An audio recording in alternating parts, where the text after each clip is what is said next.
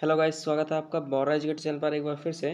दोस्तों, इस वीडियो में हम शेखावटी मिशन के अंतर्गत जो भी क्वेश्चंस हैं उनको हल करेंगे और चैप्टर नंबर 3 वैद्युत रसायन केमिस्ट्री का उसको वन शॉट रिवीजन करेंगे। उसका कॉन्सेप्ट देखेंगे और उसके क्वेश्चन आंसर देखेंगे इस वीडियो में। तो चलते हैं आज के वीडियो पर।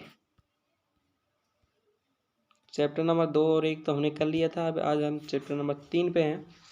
क्वेश्चन नंबर 1 है, चालकत्व को परिभाषित कीजिए। चालकत्व क्या होता है मैं आपको बता दूं। प्रतिरोध होता है आर, उसका व्युत्क्रम को ही हम चालकत्व बोलते हैं। इसका मात्रक भी देना चाहे तो अपन ओम इनवर्स दे सकते हैं या फिर म्योह दे सकते हैं, MHO म्योह या फिर ओम इनवर्स। ओके, ये दोनों इसके मात्रक हो जाएंगे। अगला क्वेश्चन है चालकत्व। देखो मैं अभी इसे रफ करता हूँ। नेक्स्ट क्वेश्चन है चालकत्व, विशिष्ट चालकत्व और तुल्यांकी चालकता की SI इकाई लिखी है। SI मात्रक में जो इकाइयाँ होती हैं वो लिखिए। अभी आपको बताया था मैंने म्योह और ओम इनवर्स, ये तब ओम इनवर्स ये जो थी वो है CGS पत्ती में। अब हम ओम इनवर्स का जो उल्टा होता है SI पत्ती में वो होता है सीमेंस। तो चालकत्व का SI मात्रक सीमेंस हो जाता है। विशिष्ट चालकत्व का सीमेंस मीटर इनवर्स और तुल्यांकी चालकता का सीमेंस मीटर स्क्वायर तुल्यांक इनवर्स होता है। अगला क्वेश्चन तीसरा, चालकता या विशिष्ट चालकत्व किसे कहते हैं। तो विशिष्ट, देखो एक बार तो प्रतिरोध का व्युत्क्रम चालकत्व बोल दिया। अब विशिष्ट प्रतिरोध का व्युत्क्रम विशिष्ट चालकता कहलाएगी या विशिष्ट चालकत्व कहलाएगा।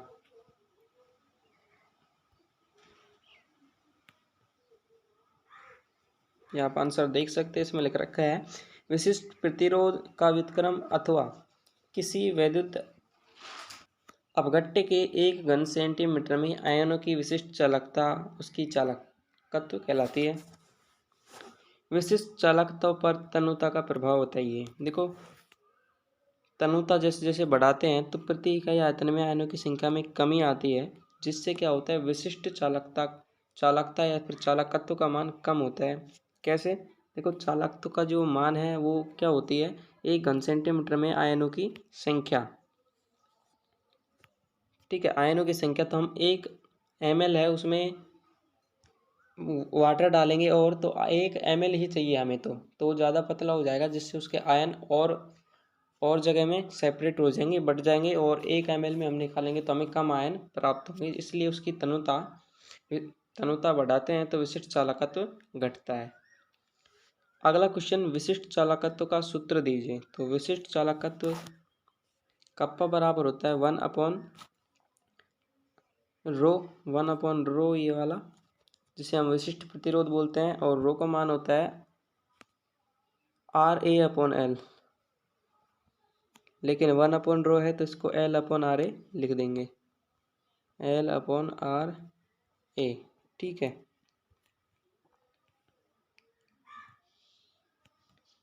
इसका जो सूत्र में है P विशिष्ट प्रतिरोध है, P नहीं बोलेंगे, इसे रो है, ये P ऐसे लिख दिया इसने, इसको रो ऐसे बनाएंगे। R प्रतिरोध है, L चालक की लंबाई, A चालक की अनुप्रस्थ काट क्षेत्रफल।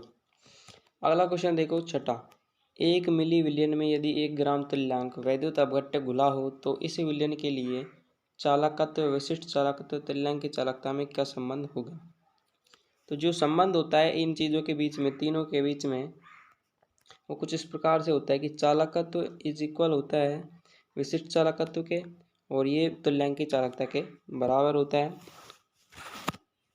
तीनों इस कंडीशन में, ये जो कंडीशन फॉलो होंगी उनमें ये तीनों बराबर होंगे। अब अगला क्वेश्चन है 7वां, तुल्यांक की चालकता की परिभाषा लिखिए। तो तुल्यांक की चालकता की मैं परिभाषा बता देता हूँ। वैद्युत अपघट्य के 1 ग्राम तुल्यांकों को हम किसी विलयन में घोलते हैं तो उसकी जो चालकता होती है वो उसकी तुल्यांक की चालकता कहलाती है। तो जिसकी परिभाषा हम देख सकते हैं, किसी वैद्युत अपघट्य के 1 ग्राम तुल्यांक को V मिली विलियन में विले 1 सेंटीमीटर दूरी पर रखे 2 समांतर इलेक्ट्रोडों के मध्य रखने पर समांतर आयनों द्वारा उत्पन्न चालकता को तुल्यांक की चालकता कहा जाता है। या फिर आप सीधे शॉर्ट में बोल सकते हो उस विलयन की चालकता, विशिष्ट चालकता जिसमें विलय का 1 ग्राम तुल्यांक खुला हो। ठीक है। नेक्स्ट क्वेश्चन है विशिष्ट चालकत्व व तुल्यांक की चालकता में संबंध बताइए। तो तुल्यांक की चालकता बराबर होती है विशिष्ट चालकत्व इंटू 1000 अपॉन नॉर्मलता। अगले पेज पे चलते हैं।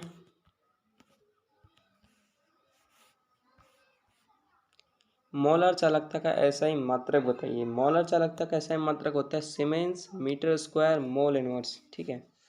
अनंत तनुता पर अनंत तनुता क्या होती है? हम किसी भी विद्युत अपघट्य में वाटर मिलाते जाएंगे तो उसकी तनुता बढ़ती जाएगी, लेकिन एक समय के बाद उसकी तनुता बढ़ना ही बंद हो जाएगी। यानी कि उसमें जो हम बढ़ा देंगे तनुता तो बढ़ती रहेगी, लेकिन उसमें आयन है वो पूरी तरह से टूट चुके होंगे, एक भी आयन बगैर टूटा नहीं बचा होगा। तो वो जो तनुता रहती है उसकी अनंत तनुता कहलाती है। अनंत तनुता वह तनुता है जब विद्युत अपघट्य 100% वियोजित हो जाता है। चालकत्व या मोलर चालकता पर तनुता का क्या प्रभाव पड़ता है? इन दोनों का मान बढ़ता है, क्योंकि ये 1 मिलियन में नहीं, 1 ml क्यूब है ना, इसमें नहीं है, ये पूरे में है। ये तनुता के साथ साथ विद्युत अपघट्य की वियोजन की मात्रा बढ़ती है, आयनों के बीच की दूरी भी बढ़ती है, इसके कारण चालकत्व और मोलर चालकता भी बढ़ती है। अगला क्वेश्चन देखिए, किसी विद्युत अपघट्य के विलयन के लिए मोलर चालकता, अनंत तनुता पर मोलर चालकता तथा सांद्रता में संबंध बताइए। तो एक संबंध होता है इसका भी, lambda C is equal lambda infinite minus B delta C. यहाँ पे सी सांद्रता है, बी स्थिरांक है एक, और लैम्डा इनफाइनाइट ये दे रखा है, ये अनंत तनुता पर मोलर चालकता, और लैम्डा सी ये मोलर चालकता है। नेक्स्ट क्वेश्चन है, दुर्बल विद्युत अपघट्य के लिए अपघट्य के विलयन के सांद्रता व मोलर चालकता के बीच आलेख बनाइए। तो इसका आलेख है कुछ इस प्रकार से बनता है। देखो, इधर की साइड हमने मोलर चालकता ले ली लैम्डा एम, इधर इसकी सांद्रता का अंडर रूट ले लिया, और इसके बीच में जब हम ग्राफ खींचते हैं तो ये वाला जो ग्राफ आएगा, ये वाला, ये तो दुर्बल विद्युत अपघट्य के लिए है, और स्ट्रेट लाइन है जो कि प्रबल विद्युत अपघट्य के लिए आएगी। आप इसे बना सकते हैं, मैं इसे लाइनिंग को हटा देता हूँ यहाँ से। नेक्स्ट क्वेश्चन है, किसी विद्युत अपघट्य के लिए आयन की अल्फा क्या होती है? अल्फा होती है वही वियोजन की मात्रा। ठीक है। अल्फा का जो सूत्र है वो कोलेराउस नियम से दिया जाता है, दी गई तनुता पर मोलर चालकता और उसकी अनंत तनुता पर चालकता का अनुपात होता है, वो उसकी वियोजन की मात्रा कहलाती है। अगला क्वेश्चन जो कि इम्पोर्टेंट है काफ़ी, कोलेराउस का नियम। कोलेराउस ने क्या कहा कि कोई भी विलयन है उसको जब हम तनु करते जाएंगे तो विद्युत अपघट्य पूरी तरह वियोजित हो जाएगा। वियोजित होगा तो उसके आयन प्रत्येक अलग अलग से अनंत तनुता पर चालकता दिखा देगा, और उन सबको जोड़ देंगे तो अनंत तनुता पर उसकी चालकता निकाल ली जाएगी। कोलेराउस के नियम अनुसार किसी विद्युत अपघट्य के विलयन की अनंत तनुता पर विद्युत अपघट्य के प्रत्येक आयन की मिलियन मोल चालकता में एक निश्चित योगदान रहता है। ये इसने बता दिया, लेकिन इनको जोड़ेंगे तो ये चीज़ आएगी, मैंने बोल के बताया अभी उसको। नेक्स्ट करते हैं, किसी आयन का अभिगमनांक क्या होता है? तो अभिगमनांक क्या होता है मैं आपको बता देता हूँ। किसी भी आयन की अनंत तनुता पर मोलर चालकता तथा उस प्रबल विद्युत अपघट्य की जिसमें आयन उपस्थित होते हैं ना, वो वाले अपघट्य की अनंत तनुता पर मोलर चालकता का जो अनुपात है उसका अभिगमनांक कहलाता है। अगला क्वेश्चन है, अभिगमनांक की सहायता से अनंत तनुता पर मोलर चालकता का निर्धारण का सूत्र लिखिए। तो ये सूत्र है इसका भी, NC और NA इसमें दिखाए गए हैं। ये धनायन और ऋणायन के अभिगमनांक हैं, यानी जो इनमें आगे लगे रहते हैं ना, स्टाइकियोमेट्री गुणांक जिन्हें बोलते हैं, वही हैं ये, है ना, NC। अब अगला क्वेश्चन है, इलेक्ट्रोड विभव क्या होता है? इलेक्ट्रोड है दो, उनके विभव का अंतर। जैसे ये इलेक्ट्रोड A है ये इलेक्ट्रोड बी है। दोनों के विभव का अंतर कर देंगे तो इलेक्ट्रोड विभव इसका ई, ये मान लीजिए कैथोड है, ये ई एनोड है, दोनों का जब ई कैथोड माइनस ई एनोड इलेक्ट्रोड विभव कहलाएगा, सेल विभव कहलाएगा। सॉरी, ये इलेक्ट्रोड विभव अलग है, वो आपको बता देते हैं। किसी धातु के उसके आयनों में विलयन में डूबे रहने पर धातु विलयन अंतरा पृष्ठ पर पृथक के कारण उत्पन्न विभव इलेक्ट्रोड विभव कहलाता है। देखो क्या होता है, एक विलयन होता है जिसमें एक इलेक्ट्रोड लगा होता है, अलग कलर से बना देते हैं, ये इलेक्ट्रोड बना होता है। इस विलयन में ऐसे ऐसे आयन पड़े होते हैं, प्लस यहाँ पे आ जाते हैं, पूरे प्लस तो इस जगह आ जाते हैं विलयन में कभी कभी, या फिर माइनस आ जाएंगे इसमें। इस पे प्लस आगे मान लो, तो अंदर की साइड इस पे माइनस आएगा, तो यहाँ पे एक परत बन जाती है और जो विभव उत्पन्न होता है उसे इलेक्ट्रोड विभव कहते हैं। ठीक है,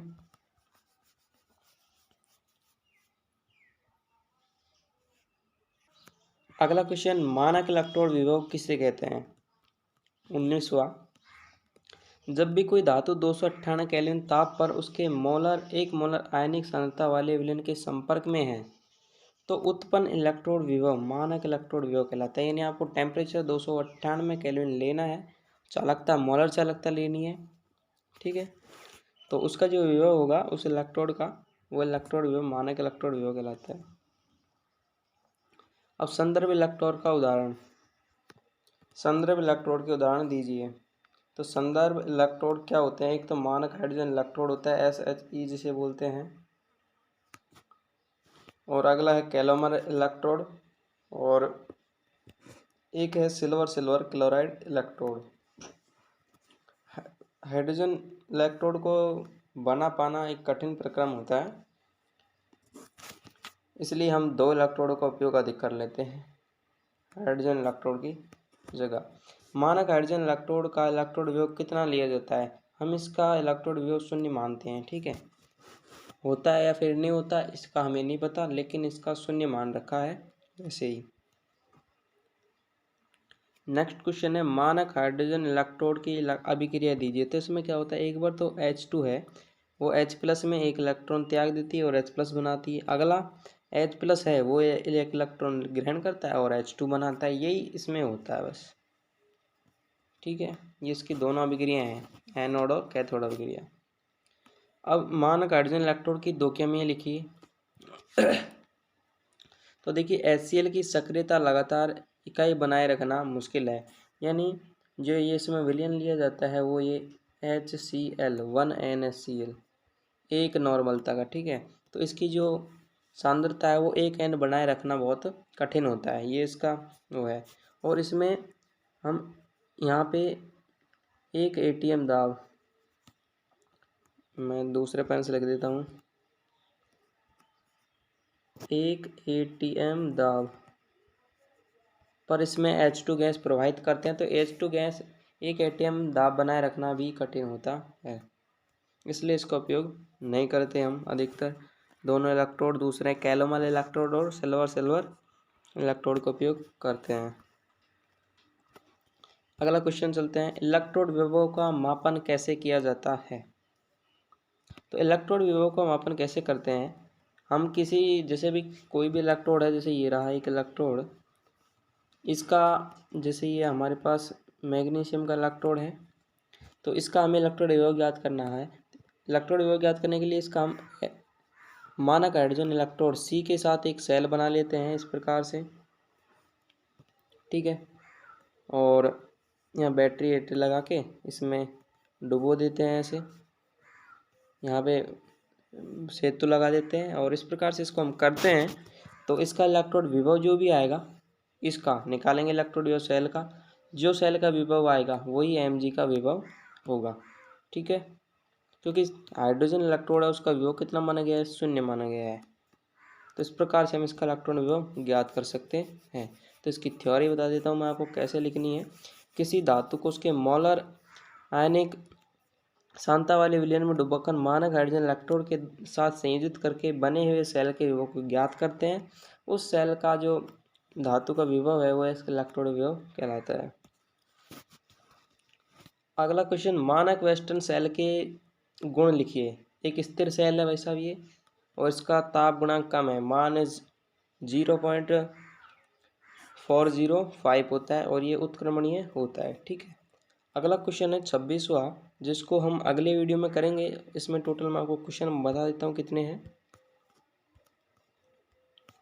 इसमें टोटल क्वेश्चन है आपके 40। तो अगला पार्ट बनाएंगे, उसमें हम आपको पूरा क्वेश्चन इसके करा देंगे, और इम्पोर्टेंट क्वेश्चन ही कराए हैं इसमें। 100% चांस होते हैं इनके आने के, वही क्वेश्चन इसमें है। यदि आपने हमारे चैनल को सब्सक्राइब नहीं किया है तो सब्सक्राइब जरूर कर लें, और वीडियो अच्छा लगा हो तो लाइक करें, कमेंट करके ज़रूर बताएं वीडियो कैसा लगा। थैंक यू दोस्तों।